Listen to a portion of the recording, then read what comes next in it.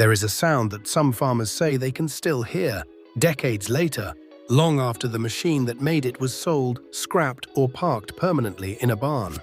It is the low pulse of a two-cylinder engine, or the whine of a Ford flathead pulling a plow through wet spring soil. These were not just machines. They were partners in survival during the Depression, tools of victory during 2 world wars, and quiet witnesses to the transformation of American farming, from horsepower to horsepower. Today we are counting down 10 American tractors that farmers still talk about at coffee shops, county fairs, and family reunions. These are not simply old machines with sentimental value. Each one changed how farming worked, how safe it was, and how much a single family could produce. We start at number 10 and work our way to the tractor many consider the single most important machine in American agricultural history. Number 10. Case Model L. Number 10 is the Case Model L, built from 1929 through 1940.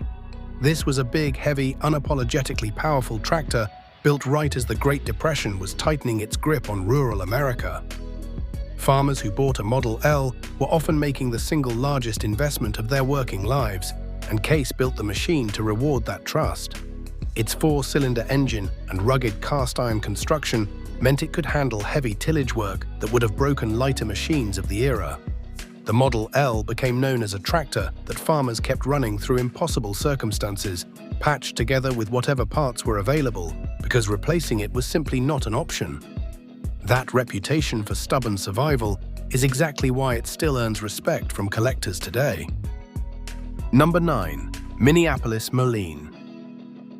Number 9 takes us to Minneapolis Moline, a name less famous than John Deere or International Harvester, but no less important to farming history. The Minneapolis Moline UDLX, introduced in the late 1930s, was so far ahead of its time that many farmers did not know what to make of it. It offered an enclosed cab, a heater, a radio, and comfortable seating, features that would not become standard on tractors for another 3 decades. Farmers nicknamed it the Comfort Tractor, and while it was ahead of the market and did not sell in huge numbers, it proved something important.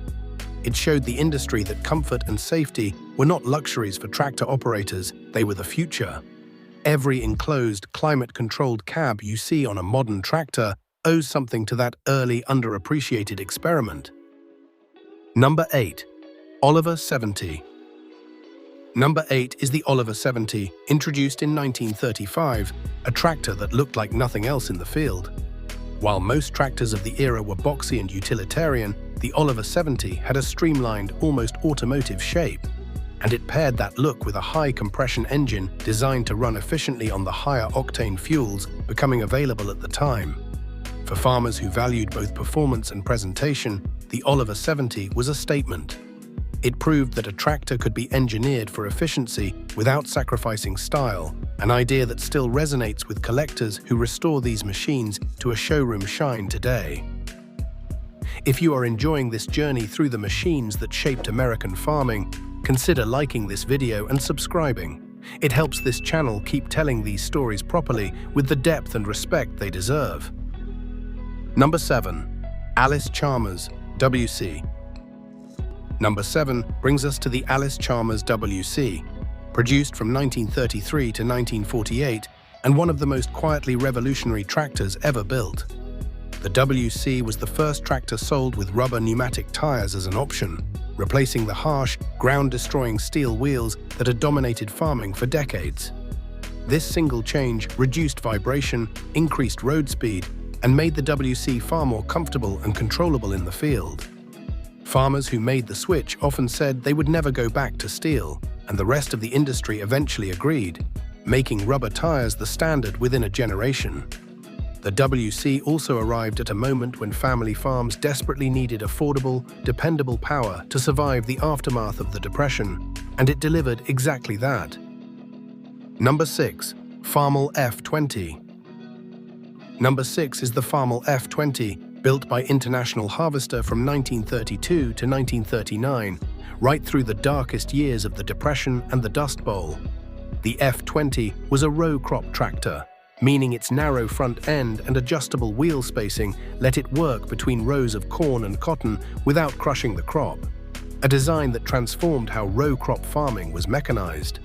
Tens of thousands of these tractors were built, and many of them are still running today on small farms and in parades, a testament to the simplicity and repairability that made them so trusted.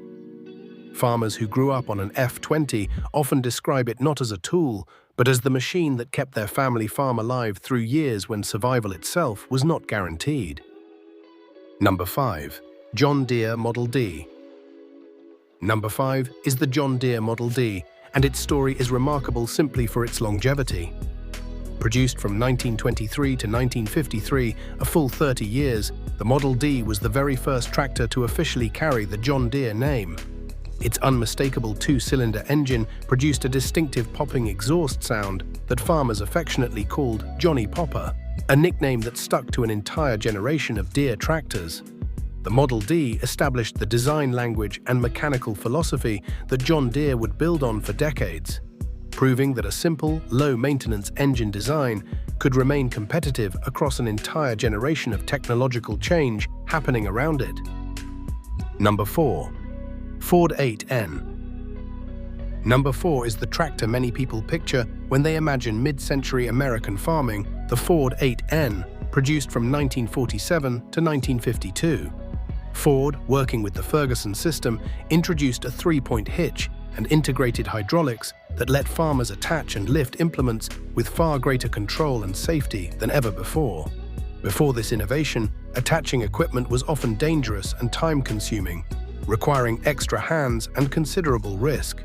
The 8N made a single operator dramatically more efficient and safer, and it did so at a price small and mid-sized farms could actually afford, earning it the nickname the People's Tractor. Its influence on tractor design was so profound that the three-point hitch remains a global industry standard to this day. We are approaching the top 3, but before we do, I want to ask something of you. If any of these machines remind you of a tractor your family owned or one you worked on yourself, tell me about it in the comments below. Share which model meant the most to you, what farm it worked on, and what happened to it. These comments are often more interesting than the video itself, and they help keep these stories alive for people who never got to see these machines running in person. And if you have not already, please like and subscribe. It genuinely helps this channel continue producing detailed, respectful histories like this one. Number 3. Farmall H. Number 3 is the Farmall H, built by International Harvester from 1939 to 1953, and often remembered as the tractor that fed a nation through the Second World War and its aftermath. Mid-sized, dependable, and relatively affordable, the H struck a balance that made it accessible to the huge number of American farms that were neither tiny operations nor massive commercial ventures. Its four-cylinder engine and well-proportioned design made it versatile enough for planting, cultivating, and general farm work, and its sheer numbers meant that nearly every farming community in the country had one working somewhere nearby. For many families, the Farmall H was not a special occasion tractor. It was simply the tractor, the one that did everything. Number 2. John Deere Model A. Number 2 is the John Deere Model A, produced from 1934 to 1952, and one of the most beloved two-cylinder tractors ever built.